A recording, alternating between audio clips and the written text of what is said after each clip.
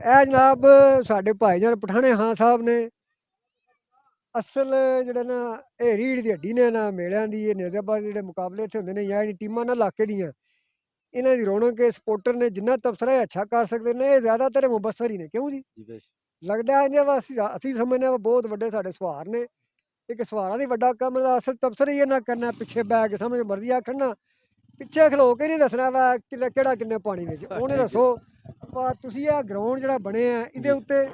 ਇਹਨਾਂ ਦੇ ਨਿਜ਼ਾਬਾਦ ਇੰਤਜ਼ਾਮਾਤ ਦੇ ਉੱਤੇ ਇਹਨਾਂ ਦੀ ਜਿਹੜੀ ਸੋਚ ਹੈ ਉਹਦੇ ਉੱਤੇ ਤੁਸੀਂ ਜਿਹੜਾ ਨਾ ਉਹ ਖੁੱਲ ਕੇ ਬੋਲੋ ਤੇ ਇਹਨਾਂ ਦਾ ਲਿਹਾਜ਼ ਕੀਤੂ ਬਗੈਰ ਬਹੁਤ ਵਧੀਆ ਮਿਹਨਤ ਕੀਤੀ ਜੀ ਨਾ ਬਹੁਤ ਚੋਖੀ ਮਿਹਨਤ ਕੀਤੀ ਅੱਜ ਤੀਜਾ ਦਿਨ ਲੱਗੇ ਗਰਾਊਂਡ ਬਹੁਤ ਵਧੀਆ ਬਣ ਗਿਆ ਪਲੇਅਰਾਂ ਵਾਸਤੇ ਗਰਾਊਂਡ ਹੀ ਚਾਹੀਦਾ ਜੀ ਜਿਹੜੇ ਅਸੀਂ ਤੇ ਚਾਹੁੰਦੇ ਆ ਕੋਈ ਬੰਦਾ ਸਾਡੇ ਚੋਂ ਆਣ ਕੇ ਨਾ ਨੁਕਸ ਕੱਢੇ ਇਹਨਾਂ ਨੂੰ ਅਸੀਂ ਸਾਰਿਆਂ ਲੱਗਦੇ ਆ ਆਪਣਿਆਂ ਨੂੰ ਇਸੇ ਗੱਲੇ ਬੁਲਾਇਆ ਇੱਥੇ ਵਾ ਸਾਡਾ ਜਿਹੜਾ ਨਹੀਂ ਯਾ ਇਹਨਾਂ ਨੂੰ ਆਖਿਆ ਨਹੀਂ ਕਰਨਾ ਨੁਕਸ ਪੁੱਛੋ ਸਾਡੇ ਨੁਕਸ ਕੱਢ ਕੇ ਦੱਸਣੇ ਜੀ ਅਸੀਂ ਜੀ ਬਹੁਤ ਵਧੀਆ ਬਹੁਤ ਵਧੀਆ ਪਹਿਲੀ ਹੋ ਗਈ ਹੈ ਜੀ ਆ ਪਰਸੋਂ ਇਨਸ਼ਾਅੱਲਾ ਮੇਲਾ ਸ਼ੁਰੂ ਹੋ ਜਾਣਾ ਤੇ ਤੀਜਾ ਦਿਨ ਪਹਿਲਾਂ ਦੀ ਲੱਗਿਆ ਸੀ